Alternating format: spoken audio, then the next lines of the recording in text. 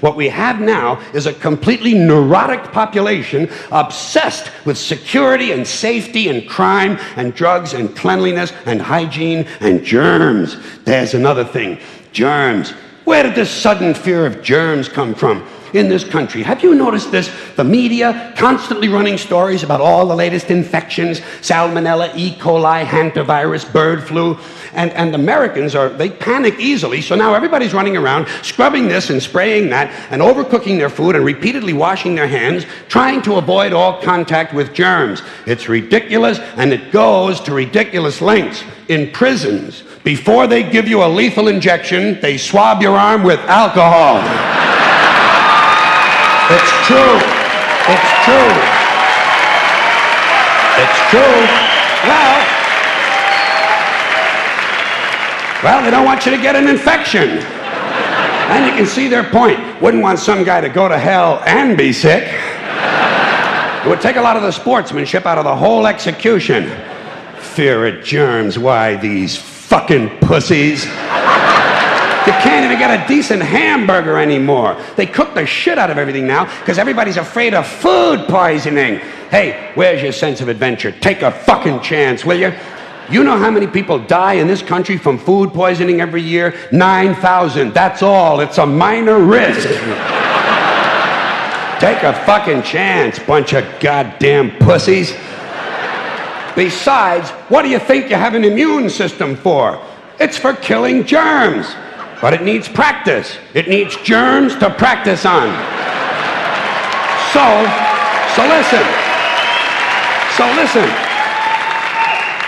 If you kill all the germs around you and live a completely sterile life, then when germs do come along, you're not going to be prepared. And never mind ordinary germs, what are you going to do when some super virus comes along that turns your vital organs into liquid shit?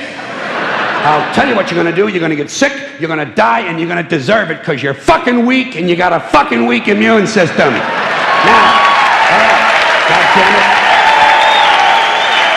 Hey. All right. Let me tell you a true story about immunization, okay? When I was a little boy in New York City in the 1940s, we swam in the Hudson River, and it was filled with raw sewage, okay? We swam in raw sewage, to cool off. And at that time, the big fear was polio. Thousands of kids died from polio every year. But you know something? In my neighborhood, no one ever got polio. No one, ever. You know why? Because we swam in raw sewage. It strengthened our immune systems. The polio never had a prayer. We were tempered in raw shit.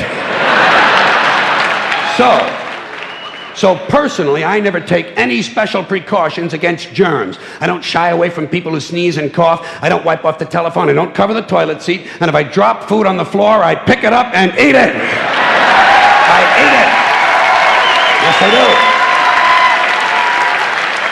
do. Even if I'm at a sidewalk cafe in Calcutta, the poor section, on New Year's morning during a soccer riot.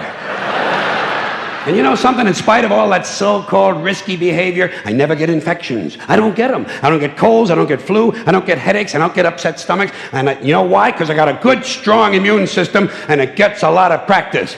My immune system is equipped with the biological equivalent of fully automatic military assault rifles with night vision and laser scopes.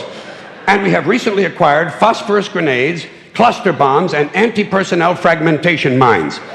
So, when my white blood cells are on patrol, reconnoitering my bloodstream, seeking out strangers and other undesirables, if they see any suspicious-looking germs of any kind, they don't fuck around. They whip out the weapons, they wax the motherfucker, and deposit the unlucky fellow directly into my colon. Into my colon. There's no nonsense. There's no Miranda warning. There's none of that 3 strikes and you're out shit. First defense, bam, into the colon you go.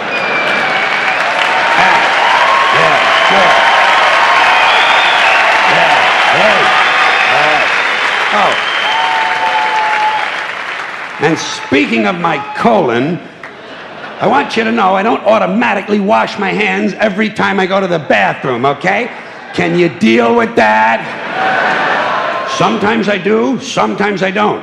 You know when I wash my hands? When I shit on them.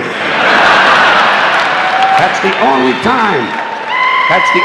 And you know how often that happens? Tops. 2, 3 times a week. Tops. Maybe a little more frequently over the holidays. You know what I mean? And I'll tell you something else, my well-scrubbed friends. You don't always need a shower every day. Did you know that? It's overkill. Unless you work out or work outdoors or for some reason come in intimate contact with huge amounts of filth and garbage every day, you don't always need a shower. All you really need to do is to wash the 4 key areas. Armpits, asshole, crotch, and teeth. Got that? Armpits, asshole, crotch, and teeth. In fact, you can save yourself a whole lot of time if you simply use the same brush on all 4 areas.